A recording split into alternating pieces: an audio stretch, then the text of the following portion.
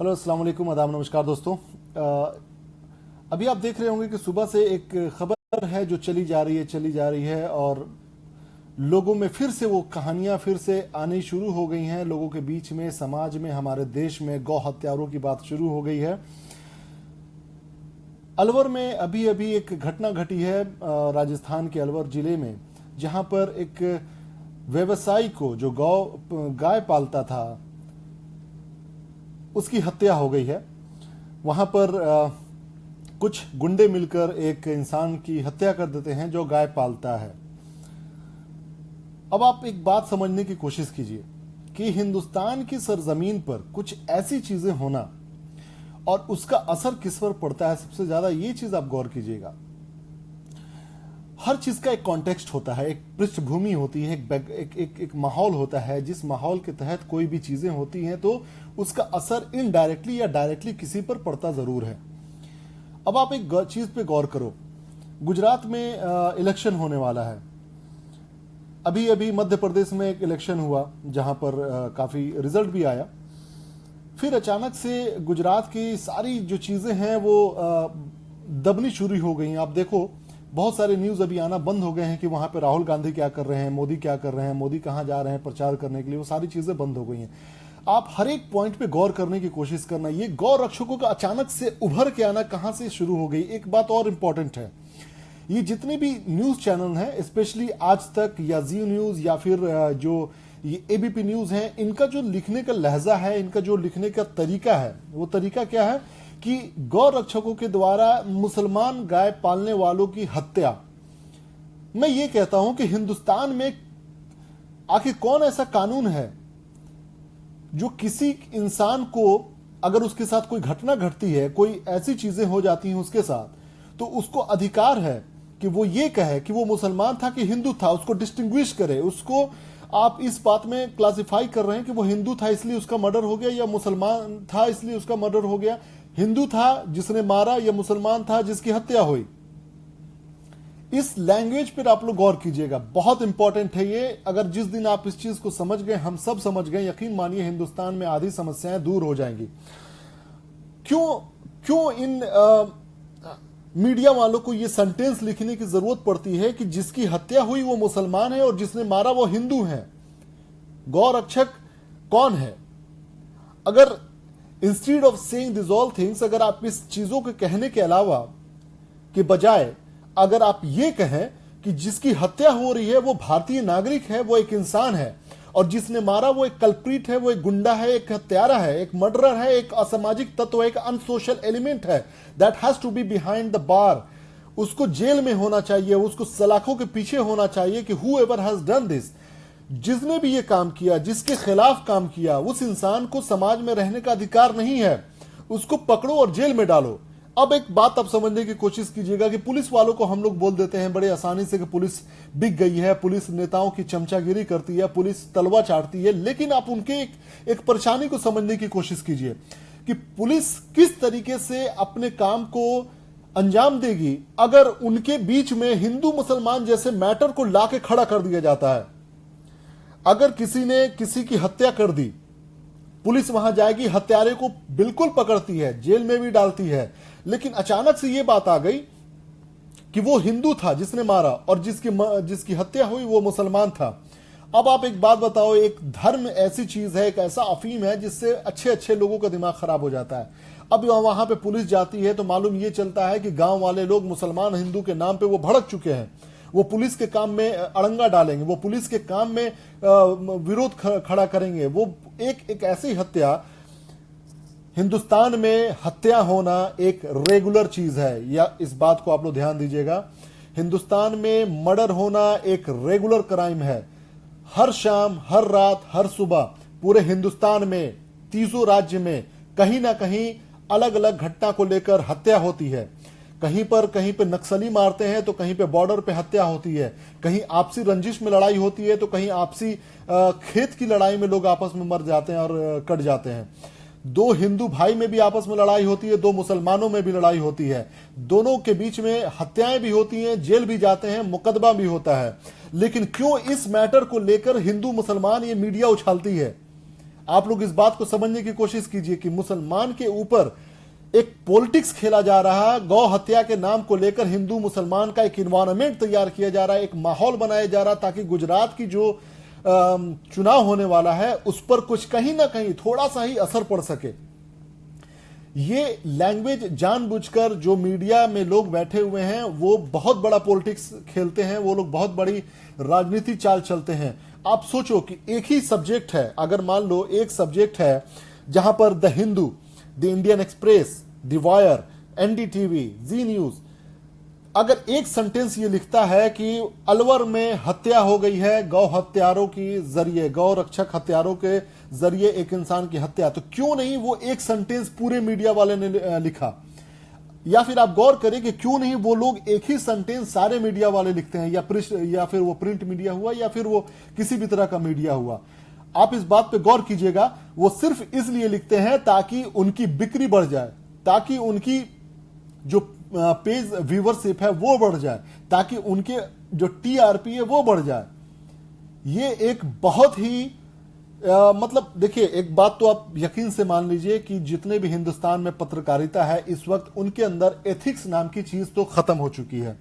यानी कि उनके अंदर अब वो बात नहीं है, वो देश प्रेम वाली बात नहीं है, वो ईमानदारी को दिखाने वाली चीज नहीं है, वो ईमानदारी को सर्व करना उनकी अब नियति नहीं है। उनकी नियत ये है कि मेरा 500 करोड़ का जो एम्पायर है, जो मेरा 1000 करोड़ का एसेट है, जो मेरा 10,000 करोड़ का बिजनेस है, जहां पे मेरे 500-600 कर्मचारी काम कर रहे हैं, उनका इनकम कैसे हो, कैसे वो एक मोनोपोली क्रिएट कर सकें, कैसे वो पूरे हिंदुस्तान के मार्केट पे अपना असर क्रिएट कर सके, कैसे हिंदुस्तान के पॉलिटिक्स पे अपना असर डाल सकें, ये सारी चीजें मीडिया करना चाहती हैं। जब आप यकीन मानिए, जब आप इस फील्ड में जाएंगे, मैंने बहुत करीब से देखा है एक दो दोस्तों को जो मीडिया में हैं, जब वो पत्रकारिता करते हैं सिंपल सी ईमानदारी से, आप एक चीज देखना, एनडीटीवी के एक पत्रकार हैं जिनका नाम है कमाल खान। कमाल खान इतना अच्छा पत्रकारिता करते हैं कि पूरी यूपी की खबर को सिर्फ अकेला वही दिखाता है बंदा, लेकिन उसका नाम कहीं नहीं होता है, क्योंकि उसको मतलब नहीं होता है कि कौन हिंदू कौन मुसलमान और किस तरीके से स्पाइसी बनाना है। वो जैसी चीजें होती हैं ज्यों का त्यों सामने रख देते हैं हिंदुस्तान के सामने, इसलिए उनका कोई जिक्र नहीं करता। लेकिन वहीं पर एक अर्नब गोस्वामी है, वहीं पर एक सुधीर तिहाड़ी है, माफ कीजिएगा चौधरी है, वो जब बोलना शुरू करता है तो उसका मकसद ये होता है पोलराइज करो, आपके वोट को पोलराइज करो, हिंदू मुसलमान करो, समाज को तोड़ने की कोशिश करो, एक तरफ वोट से दूसरे तरफ वोट को लाने की कोशिश करो।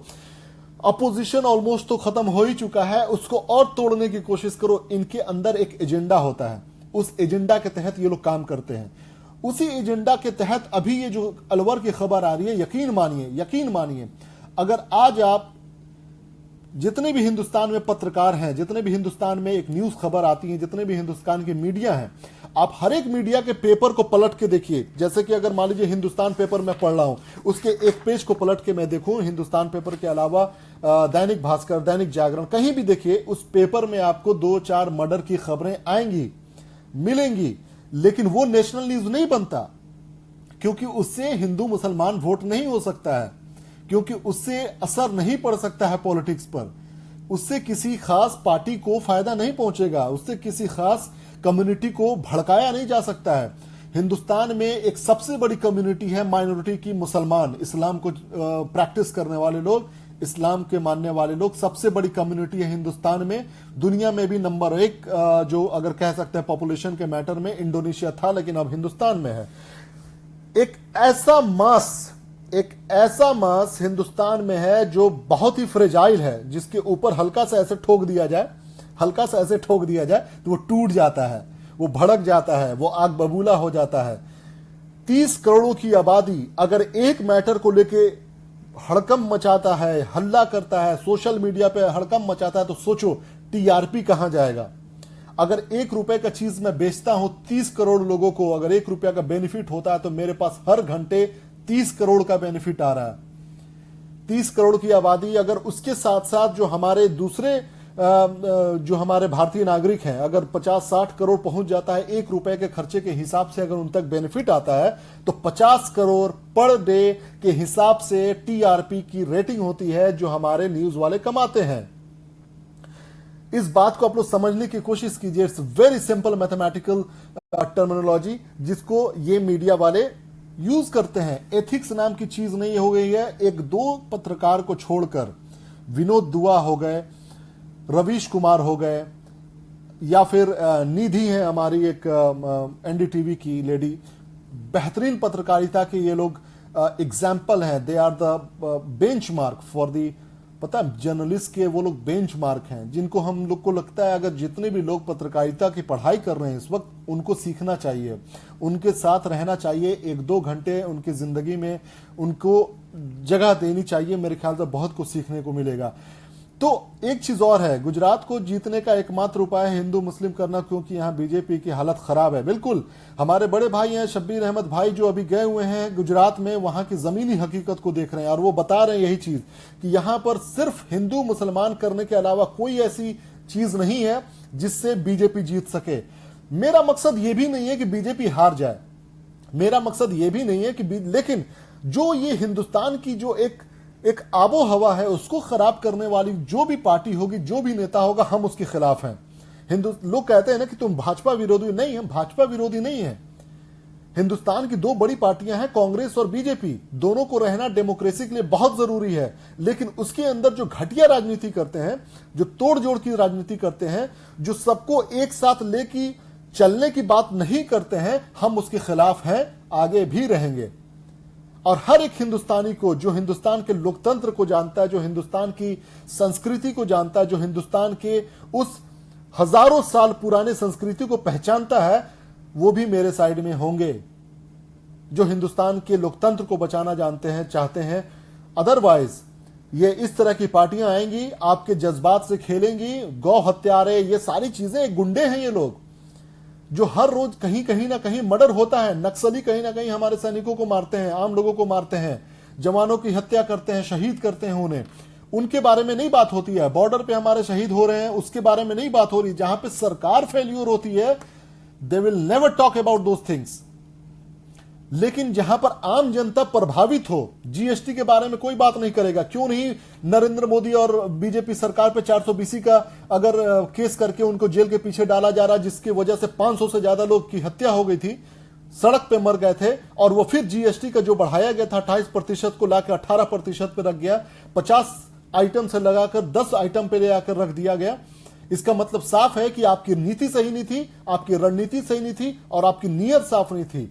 तो क्यों नहीं उस पर 420 का केस करके उनको जेल के पीछे डाल दिया जाए। लेकिन इसके बारे में कोई बात नहीं करेगा, मीडिया इसके बारे में कभी बात नहीं करेगी, क्योंकि एक लॉ है आईटी एक्ट में। बार बार मैंने हर वीडियो में इस चीज का जिक्र किया है, आप लोग पढ़िए। मार्च 2017 में आईटी एक्ट में अमेंडमेंट हुआ है, जिसके तहत किसी भी फर्म, किसी भी इंसान के ऊपर इनकम टैक्स रेड बिना किसी कोर्ट के ऑर्डर के उसके ऊपर रेड किया जा सकता है, उनको पकड़ा जा सकता है। 6 महीने तक उनके माल को, उनके सामान को, उनके पैसे को सीज किया जा सकता है, जिसकी वजह से मीडिया नहीं कुछ बोलती है। मीडिया को पता है कि जिस दिन मैं सरकार के खिलाफ बात करूंगी, वो हमारे ऊपर रेड डलवा देंगे, छापा मरवा देंगे इनकम टैक्स का, जिसके लिए वो लोग तैयार नहीं है, क्योंकि वो ईमानदार नहीं है, क्योंकि वो बेईमान है, क्योंकि वो बिके हुए हैं। पत्रकार, गोदी मीडिया, ये सारी की सारी बिकी हुई हैं। अलवर की ये जो घटना है, जिसमें एक मुसलमान बंदे का बार बार नाम लिखा जा रहा है कि मुसलमान को, गौ रक्षकों ने मार दिया। ये मीडिया वाले क्या मुसलमान के बहुत हितैषी हैं? ये मीडिया वाले क्या मुसलमान के बहुत हितैषी हैं? उनके फायदा चाहते हैं, उनका भला चाहते हैं? नहीं, ये उनका इस्तेमाल कर रहे हैं, हमारा आपका इस्तेमाल कर रहे हैं। मैं जितने भी मुसलमान दोस्त हमारे इस वक्त जुड़े हुए हैं, हमारे भाई जितने भी लोग हैं, यकीन मानिए इस बहस में मत पड़िए, इस चक्कर में मत पड़िए। हो सकता है आपके दिल के जज्बात बहुत जोश मार रहा हो, बहुत उभार मार रहा हो, लेकिन प्लीज इसके बारे में बिल्कुल शेयर मत कीजिए, बिल्कुल इसके बारे में बात मत कीजिए। मीडिया वाले अब देखो किसी मौलाना को बैठाएंगे, किसी पंडित को बुलाएंगे, किसी साक्षी महाराज और योगी आदित्यनाथ जैसे नेता को बुलाएंगे और उसके बारे में बात करना शुरू करेंगे, और वो पोलराइज करेंगे, ताकि गुजरात के ऊपर कोई भी बात हिंदू मुसलमान की आए तो लोग डाइवर्ट हो जाएं, पोलराइज हो जाएं। जिग्नेश नाम का एक बहुत बड़ा समाज सेवी है, जो कि दलितों के लिए काम करता है, बहुत ईमानदारी से, मेहनत से काम करता है, जिसने बड़ी हिम्मत और दमदार के साथ, हिम्मत के साथ उसने आवाज उठाई है दलितों के लिए, लेकिन उसके बारे में कोई मीडिया बात नहीं करती। कन्हैया कुमार उभरता हुआ एक नेता था, चाहे जो भी है, उसका तरीका जैसा भी है, एक उभरता हुआ नेता, उसके बारे में कभी नहीं बात करेगी। एक दलित की जब हत्या हो जाती है, एक हिंदू की हत्या हो जाती है, उसके बारे में कभी कोई नहीं बात करेगा कि उसकी हत्या 500 से ज्यादा बच्चे मारे गए हैं गोरखपुर में, उसके बारे में कोई नहीं बात करेगा कि वो हिंदू बच्चे थे, 2-4 मुसलमान के बच्चे होंगे जो मारे गए। 500 से ज्यादा लोग नोट बदलवाने के चक्कर में सड़कों पे खड़े होकर गिरकर मर गए, धूप से वहीं पर गिर के मर गए, बूढ़े लोग वहीं पर पलट के मर गए, कितने लोग अस्पताल में मर गए। मीडिया इस बारे में नहीं बोलेगी कि वहां पर बच्चे वो मुसलमान थे कि हिंदू थे, लेकिन इस वक्त ये इंपॉर्टेंट है इनके लिए, क्योंकि यहां पर इलेक्शन है, क्योंकि उनको जब ये चीज बताया जा रहा है कि तुम इस पॉइंट को उठाओ, मीडिया इस क्रिएट करो, एक हाइप क्रिएट करो ताकि हिंदू मुसलमान वाली बात शुरू हो जाए। बहुत ही इंपॉर्टेंट चीज है दोस्तों। अलवर की जो घटना है, कोई मुसलमान की हत्या नहीं हुई है, एक भारतीय नागरिक की हत्या हुई है। एक भारतीय नागरिक की हत्या होने के नाते उस कल्प्रिट को, उस गुंडे को पकड़ने की बात कीजिए, उस हत्यारे को पकड़ने की बात कीजिए, और पुलिस के काम में कोई भी विरोध ना डाले। आप देखना, मैं दावे के साथ कह रहा हूं, उसी पुलिस के काम में जब वो पुलिस जाएगी पकड़ने के लिए, उनके कामों को रोका जाएगा, उनके काम को तोड़ा जाएगा, और वो कोई और नहीं करेगा। ये वहां पे कुछ लोगों को खड़ा कर दिया जाएगा खरीद कर, गरीबी बहुत है, कुछ मुसलमान टोपी पहनाकर उनको पैसा दे दिया जाएगा, जाओ हंगामा करो वहां पर। उसी तरीके से कुछ ऐसे भी गुंडे किस्म के लोग होंगे जिनको पैसा दे दिया जाएगा, तिलक लगा लेगा, गरवा कलर का वो पहन लेगा कपड़ा जो भी, और जाके उसको बोला जाएगा जाओ तुम हंगामा करो और एक माहौल क्रिएट करो। वो सिर्फ पुलिस के काम में अड़ंगा डालना होता है। ये मीडिया चाहे तो पूरे हिंदुस्तान को बर्बाद कर दे, पूरे हिंदुस्तान को बेच दे। अगर कानून नहीं होता, अगर यहां पर लॉ नहीं होता, लॉ एंड ऑर्डर नहीं होता, द रूल ऑफ लॉ नहीं होता, डेमोक्रेसी नहीं होती, लोकतांत्रिक व्यवस्था नहीं होती, तो मैं दावे के साथ कह रहा हूं कि आज विदेश का कोई इंसान जो अरबपति है, खरबपति है, वो उसको खरीद सकता था और कहता कि हिंदुस्तान को डेमोलिश करो, वो कर देता। क्योंकि इनके अंदर एथिक्स नाम की चीज नहीं है, इनके अंदर ईमानदारी नाम की चीज नहीं है, इनके अंदर हिंदुस्तान के प्रति मोहब्बत नहीं है। ये बेईमान लोग हैं जो हिंदुस्तान में सिर्फ और सिर्फ राजनीति के पिट्ठू बने हुए हैं, उनके चापलूस बने हुए हैं, उनके लिए काम कर रहे हैं, पैसे लेकर पोलराइज कर रहे हैं और कुछ भी नहीं कर रहे हैं। और आप और हम उस चीज में पिसे जा रहे हैं। They all are using us, they all are using your, आपके कैलिबर को वो लोग यूज कर रहे हैं और कुछ भी नहीं। आपके अंदर बहुत ताकत है, हिंदुस्तान की जनता के अंदर जितने लोग फेसबुक पे हैं, ट्विटर पे हैं, बहुत कैलिबर है इनके अंदर। चेंजेस लाने का, इन्वायरमेंट चेंज करने की जरूरत है। हमारे आसपास हवा कितनी दूषित है, हमारे आसपास इतने गुंडे किस्म के लोग हैं जो फेसबुक पर, ट्विटर पे गंदगी फैला रहे हैं, उनको हम लोगों को रोकने की जरूरत है। हम लोग कर सकते हैं ऐसा, लेकिन दे आर इंगेजिंग यू, आपको जानबूझकर they are engaging you in a bad direction, आपको गलत रास्ते पर ले जाने की कोशिश कर रहे हैं। They are taking you to something, there is no way, there is no, एक डेड एंड की तरफ लेके जा रहे हैं कि वहां जाओ और वहां खत्म हो जाओ। कुछ भी नहीं है वहां पर, जहां पर ये नेता लेकर आपको जाने की कोशिश कर रहे हैं। यकीन मानिए इस बात का, आप कोशिश कीजिए। ये मीडिया सिर्फ और सिर्फ किसी ना किसी के इशारे पर, हो सकता है अडानी अंबानी के पैसा से, मोदी साहब आपको पता होना चाहिए कि आने वाले कल में, या फिर आप पीछे का पहले एक पृष्ठभूमि को आप देखो, जहां पर पूरे हिंदुस्तान के कारोबारी रो रहे थे, सर पकड़ के बैठे हुए थे, जीएसटी की वजह से, उन नोटबंदी की वजह से वो बर्बाद हो चुके थे। ऑलमोस्ट उनकी जितनी भी कारोबार था, उनका जितनी भी बिजनेस था, वो ठप हो चुका था। वहीं पर जो टेलीकम्युनिकेशन के मालिक हैं अंबानी ग्रुप के, वो 11,000 करोड़ रुपए का बेनिफिट कमाते हैं। कैसे कमा लेते हैं?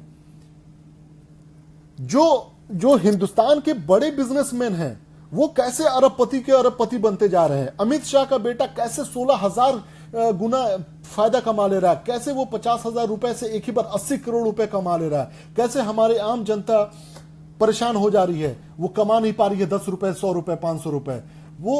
वो सिर्फ इसलिए क्योंकि आपको हमको इंगेज करके, जनरल पीपुल को, ताकि हमारे जैसे आम आदमी को इंगेज कर सके उल्टे सीधे कामों में, आपके कैलिबर को दूसरी जगह इस्तेमाल करे, आपके ताकत को, आपकी शिक्षा को, आपकी जानकारी को, आपके ज्ञान को, आपकी सामाजिक व्यवस्था को तोड़कर बिखर के रख जाए। ठीक है ना? तो ये जितनी भी चीजें हैं, आप सोचो, आप सवाल क्यों नहीं करते हो कि जब अमित शाह का बेटा जय शाह 16,000 गुना कमा सकता है, तो एक आम आदमी क्यों नहीं कमा पा रहा? आखिर उसके लिए कौन सी व्यवस्था थी? आखिर हमारे लिए वो व्यवस्था क्यों नहीं है? वो क्या करता होगा? एक सामान खरीदता होगा, एक सामान खरीदता होगा, बेचता होगा, एक सामान खरीदता होगा, बेचता होगा। आप क्या करते हैं? एक सामान खरीदते हैं, बेचते हैं। क्यों नहीं आपके लिए वो मार्केट है, क्यों नहीं आपके लिए वो सुविधा है, क्यों नहीं आपके लिए वो मार्केट बना के दिया जा रहा, क्यों नहीं उस तरह की सहूलियत आपके लिए दी जा रही है, क्यों नहीं आपके लिए वो प्रोसेस आसान किया जा रहा है जो अमित शाह के बेटा के लिए आसान हुआ था। ये चीज very important to understand guys. आप देखो, हम जैसे नौजवानों को, हमारे अंदर भी खून है जो गर्म होता है, खौलता है। इस तरह की खबरें जब हम लोग पढ़ते हैं तो नहीं, लेकिन कभी भी अपने खून को नहीं खोलने दीजिए। हम आप मुसलमान हैं, मुसलमान के नाम पर आपको हमको बरगलाना बहुत आसान है, लेकिन अगर आपके अंदर जोश है, जज्बा है, एट द सेम टाइम आपके अंदर संयम है, आपके अंदर पेशेंस है, अगर आप पेशेंस के साथ किसी चीज को रीड करते हैं, 1 हफ्ता रुक जाइए, सिर्फ 1 हफ्ता रुक जाइए, 10 दिन रुक जाइए, अपने गुस्से को 1 दिन के लिए मत रखिए। वो गौ हत्या का मैटर आप देखिए, फिर खत्म हो जाएगा, फिर नई चीज आ जाएंगी। मध्य प्रदेश में एक चीज आई है जिसकी वजह से बीजेपी काफी खलबलाई हुई है। हो सकता है ये भी एक ड्रामा हो कि 15,000 वोट से वहां पे कांग्रेस जीती है, बीजेपी हार गई है, लेकिन इसके पीछे कुछ दूसरी राजनीति चली जानी होगी। उसको भिला दिया गया होगा ताकि लोगों के बीच में वो मैटर ही ना रहे और लोग इस पर सोचने समझने की कोशिश ना करें कि वहां पर बीजेपी क्यों हार गई, जबकि शिवराज चौहान उस गांव में जाकर रात भर बैठे थे, जिस गांव में उन्होंने वो सीट लूज किया, जिस गांव के उन्होंने सीट को हारा, वो वहां पे पूरी रात बैठे हुए थे। अब आप समझ जाओ कि अगर मेरे शहर सिवान में शहाबुद्दीन, जहां पर पहले एमपी था, अभी ओम प्रकाश यादव एमपी हैं, वहां पर आके मोदी बैठ जाएं एक रात, तो वहां पर क्या माहौल पोलराइज नहीं होगा? उसके बावजूद भी अगर वहां पर बीजेपी हार जाती है तो बहुत बड़ी बात है ये। इसका मतलब यह है कि वहां की जनता समझ चुकी है कि देयर आर समथिंग, कि बीजेपी हम लोगों को केवल बेवकूफ बना रही है।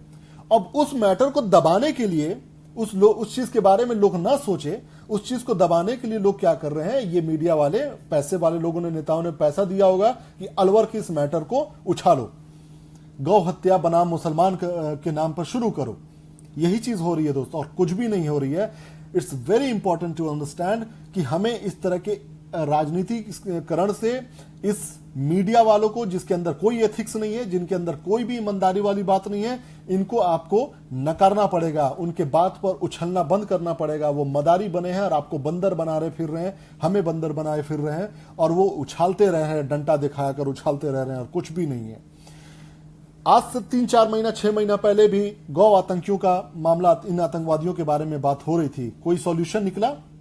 नहीं निकला। क्यों नहीं निकला? ताकि आज के लिए इस्तेमाल किया जाए। 2019 का भी जब इलेक्शन आएगा ना, आप देख लीजिएगा कि किस तरीके से गौ हत्या, गौ हमारी माता है, हमको कुछ नहीं आता है, जो भी होगा यह ड्रामा शुरू होगा, ठीक है ना। और फिर ये सारी जो चीजें हैं ना वो शुरू होंगी, कहानियां जितनी भी होंगी फिर से वो रिपीट होंगी। सबसे पहली बात, हमारे देश में तो इलेक्शन कभी खत्म ही नहीं होता। आज 2014 का इलेक्शन खत्म हुआ तो कहीं मध्य प्रदेश, कहीं छत्तीसगढ़, कहीं पंजाब, कहीं दिल्ली, कहीं कुछ होते रह रहा। लोग कह रहे हैं कि पढ़ाई लिखाई में पैसा बर्बाद क्यों कर रहे हैं हम? हजारों अरबों रुपए तो हमारे इन नेताओं द्वारा खर्चा किया जा रहा है, कभी हेलीकॉप्टर में, कभी चुनावी प्रचार में, कभी इलेक्शन कमीशन के द्वारा 50 जगह पे इलेक्शन कराने के लिए। 2019 आने वाला है, 1 साल के बाद से फिर सब के सब इलेक्शन मोड में लग जाएंगे। जितने भी मेढक हैं, जितने भी कुआं के मेढक हैं जो दबे हुए कीचड़ में थे ना, वो बरसाती मेढक की तरह टर्राना शुरू करेंगे। अभी कुछ दिन में आप देख लीजिएगा, with in 6 months they all will come out, they will spring up, और उसके बाद वो शुरू करेंगे अपना सारा ड्रामा।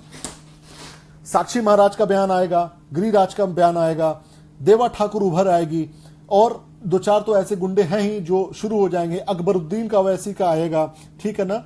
कुछ 2-4 ऐसे भी हैं जो शुरू करेंगे, अपना ड्रामा शुरू हो जाएगा। इलेक्शन आने तक सब कुछ शुरू हो जाएगा, सिर्फ और सिर्फ आपको एंगेज रखने के लिए, आपको बरगलाए रखने के लिए, आपको बेवकूफ बनाए रखने के लिए, और कुछ भी नहीं, और कुछ भी नहीं दोस्तों।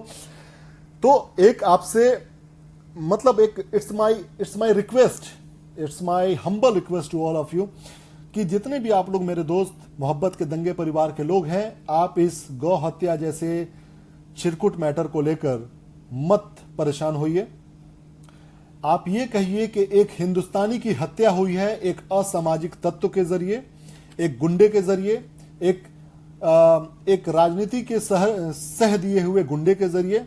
उसको पकड़ना जरूरी है, उसको जेल के पीछे डालना जरूरी है। ये मीडिया वाले क्या करते हैं, पुलिस के काम में दखल अंदाजी दे रहे हैं और कुछ भी नहीं। ये पुलिस के काम में दखल अंदाजी दे रहे हैं, पुलिस के काम में रोकथाम लगा रहे हैं, पुलिस को परेशान कर रहे हैं ताकि पुलिस उसको पकड़ ना सके, ताकि पुलिस वहां जाके कार्रवाई ना कर सके। पुलिस क्यों आएगी उस मैटर में जहां पर पुलिस की भी तो जान की बात है।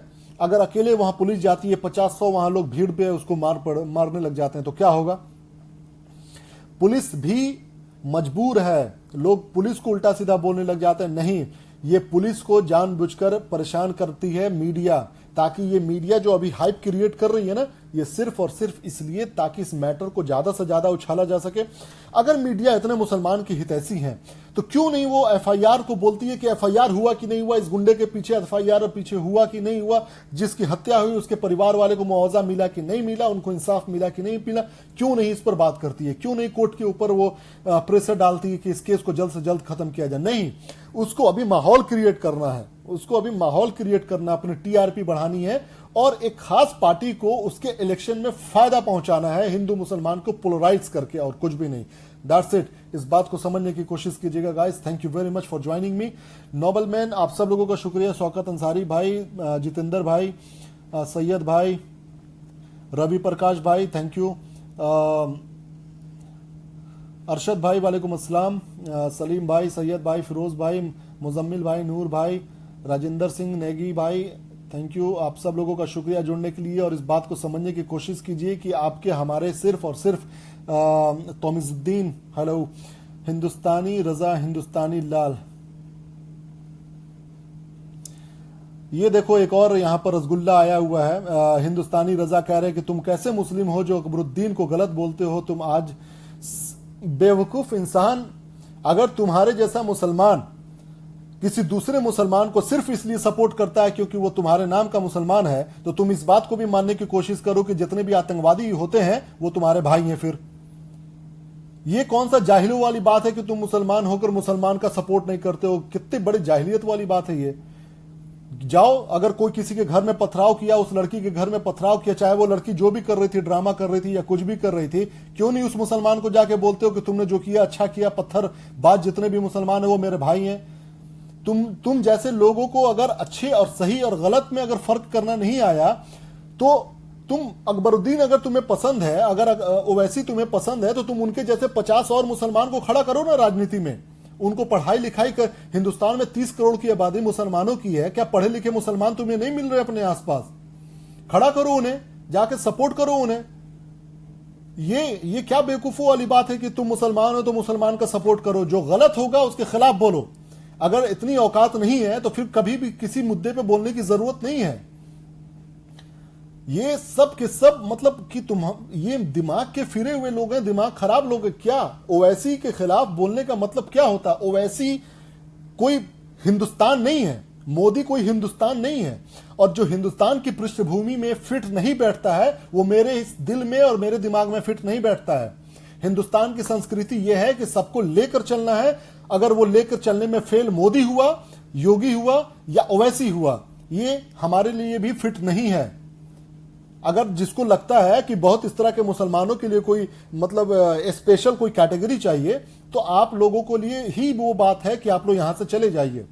ठीक है, ये बहुत ही गलत सोच है कि अगर आप मुसलमान हो तो मुसलमान का सपोर्ट करो, हिंदू हो तो हिंदू का सपोर्ट करो, सिख हो तो सिख का सपोर्ट करो। ये कौन सी पागलों वाली बात है?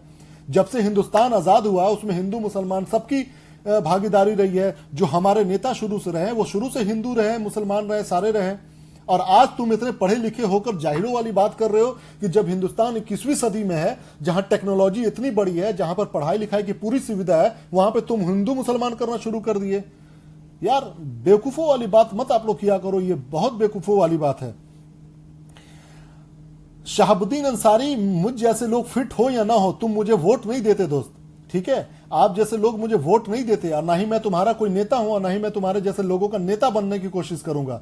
मुझे फिट होना नहीं होना वो अलग बात है। अगर मैं अनफिट हूं तो उसके लिए हमारे देश की कानून है, लेकिन जो राजनीति में अनफिट है वो किसी के लिए भी फिट नहीं है, वो तुम्हारे लिए भी फिट नहीं है। वो अलग बात है कि तुम्हारा घर परिवार किसी के चापलूसी से चलता होगा, तुम्हारा घर परिवार, तुम्हारे घर में खाना खर्ची किसी नेता की चापलूसी से चलता होगा, वो अलग बात है। इसलिए यहां पर तुम आकर चाटुकारिता वाला काम कर रहे हो। मेरा घर मेरी मेहनत मेरी कमाई से चलता है। मैं अपनी जिंदगी अपने मेहनत से चलाता हूं और एक सपना देखता हूं हिंदुस्तान में अमन शांति और खूबसूरती वाले माहौल का। ठीक है, इस वजह से तुम्हारे जैसे लोगों की जरूरत नहीं है कि मुझे यह बताए कि मैं फिट हूं या अनफिट हूं। लेकिन जिस दिन मैं किसी का नुमाइंदा बनूंगा, जिस दिन मैं किसी का वोट लेने की बात करूंगा, जिस दिन मैं किसी की बात यह करूं कि मुझे वोट तुम्हारा चाहिए, उस दिन मेरे ऊपर यह जजमेंट होना चाहिए कि मैं फिट हूं कि अनफिट हूं।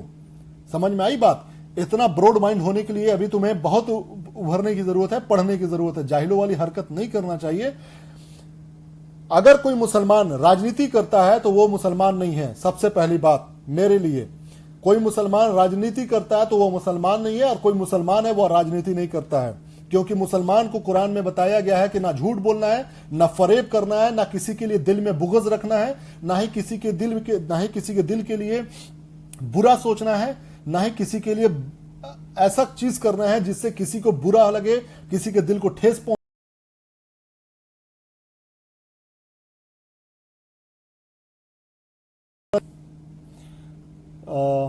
ओके, तो मेरा कहने का मतलब यह था कि अगर इतनी जल्दी अपने आपा को खो देने वाली जहां तक बात होती है, तो मेरे ख्याल से आप लोगों के लिए राजनीति नहीं है। बेहतर है कि आप लोग अपने घर परिवार को देखिए, पढ़ाई लिखाई कीजिए। ठीक है ना? आप लोगों के लिए राजनीति नहीं है। जो हिंदू मुसलमान के चश्मे से देखता है, जो हिंदू मुसलमान की राजनीति करता है, तो मेरे ख्याल से आप जैसे लोगों के लिए ही योगी और नरेंद्र मोदी जैसे नेता हैं जो हिंदू हिंदू करके वोट लेकर आते हैं और आप जैसे के ऊपर गलत सलत नीति अपनाते हैं। तो मेरे ख्याल से उन्हें गलत नहीं कह सकते। जब आपके लिए एक मुस्लिम नेता होना फिट है, तो किसी दूसरे के लिए हिंदू नेता फिट कैसे नहीं होगा?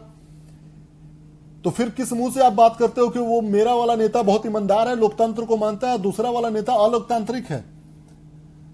मतलब गजब का यार इन लोगों का लॉजिक है। कहां से ये लोग आए हुए मुझे समझ में नहीं आ रहा है।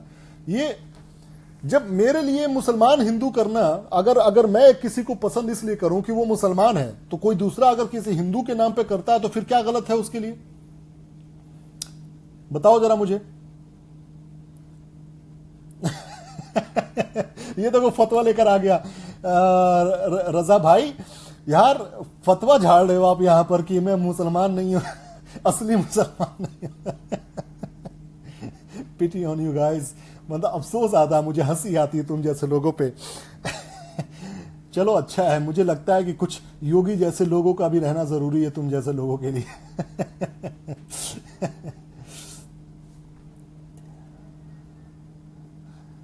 अभी भाव नहीं देखे बाबा तुम।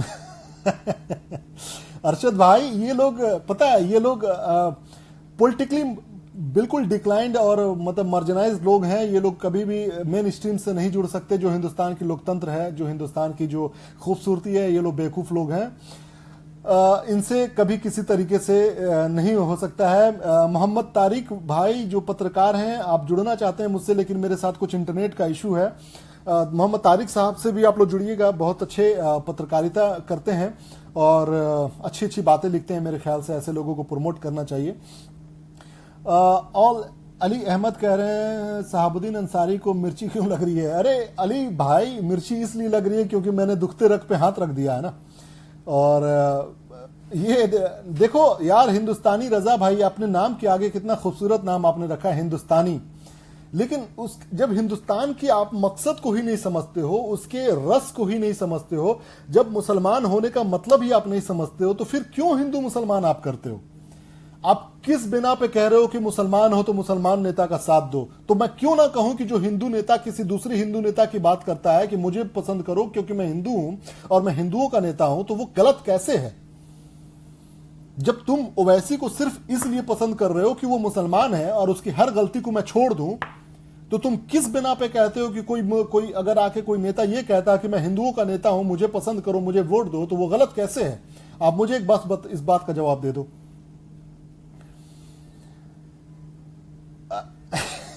ये एक और रसगुल्ला आया है अंसारी, मोहम्मद अंसारी, कि मैं किसकी चापलूसी में उतर आया हूं बताओ।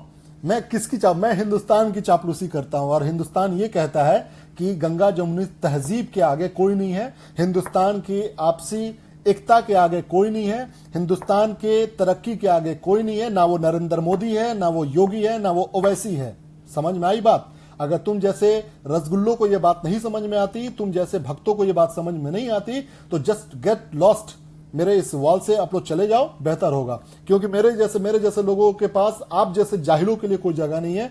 मेरा हुआ, अरशद भाई हुए, पिंटून भाई हुए, राजेंद्र भाई हुए, रवि प्रकाश हुए, अभी डांडिया हुए, सहारन भाई हुए, they all are for India और you people are just a, तुम लोग जैसे लोगों का घर जो होता है ना, इस तरह के नेताओं के चापलूसी से चलता है। दोस्त, मेरे बात को समझो और अगर बुरा लग रहा है तो चले जाओ, ज्यादा बेहतर होगा। क्योंकि मुझे किसी बात का डर नहीं है यहां पर, क्योंकि मुझे तुम्हारे जैसे लोगों का वोट नहीं लेना है।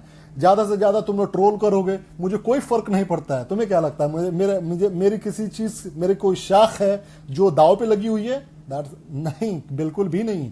तुम जैसे लोगों को नंगा करके निचोड़ कर फेंकना मुझे अच्छे से आता है। और उससे पहले मैं चाहूंगा, एक भारतीय नागरिक होने के नागरे मेरे भाई हो आप लोग, दोस्त हो मेरे, कोशिश करो ना दोस्ती करने की एक बार, और हमारी बात को समझने की कोशिश करो। क्योंकि हिंदुस्तान के आगे ना कोई मुस्लिम नेता, ना कोई हिंदू नेता, सिर्फ और सिर्फ हिंदुस्तानी नेता होना चाहिए जो सबको लेकर चले, और कुछ भी नहीं। जिस दिन ये हिंदू मुसलमान होने लगेगा, फिर तो वही बात आ जाएगी कि फिर तुम्हें बहुत सारी चीजें हैं जुड़ी हुई इस चीजों से। दोस्तों, समझने की कोशिश कीजिए आप लोग। मैं यकीन मानो, मुझे गुस्सा बिल्कुल भी नहीं आता, मुझे हंसी आती है। लेकिन हंसी इसलिए आती है कि आप लोग एक छोटी सी सिंपल सी बात क्यों नहीं समझ पाते हैं कि एक तरफ मीडिया है जो ऑलरेडी पोलराइज कर रही है। अलवर में हत्या हो गई मुसलमान की।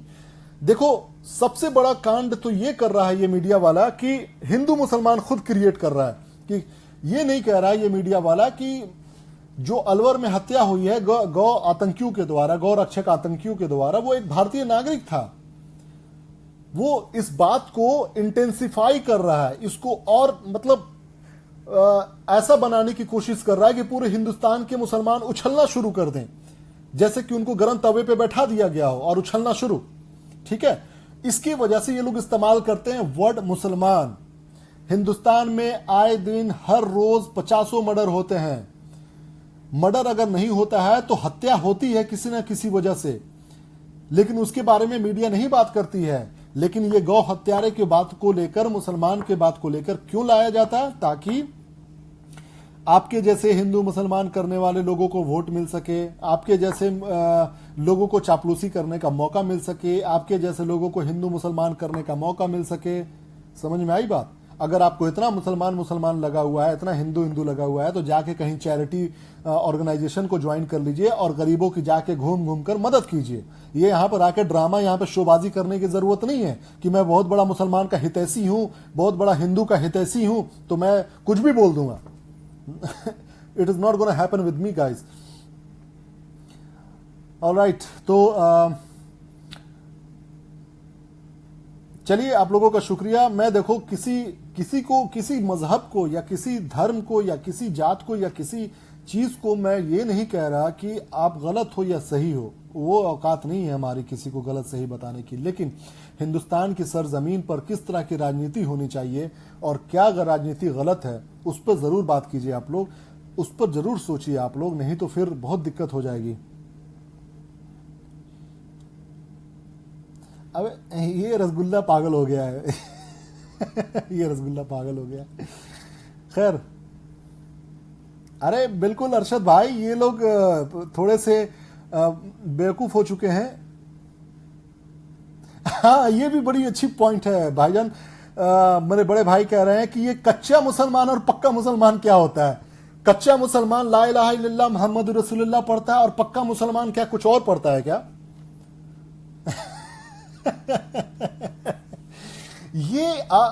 मतलब ये लोग ऐसे लोग हैं, ये ऐसे मतलब क्या मैं बताऊं, इनके लिए कोई वर्ड ही नहीं मिल रहा है। ये ऐसे रसगुल्ले हैं जिनको कोई भी गप से खा ले रहा है, कोई भी फर्क नहीं पड़ता इन लोगों को।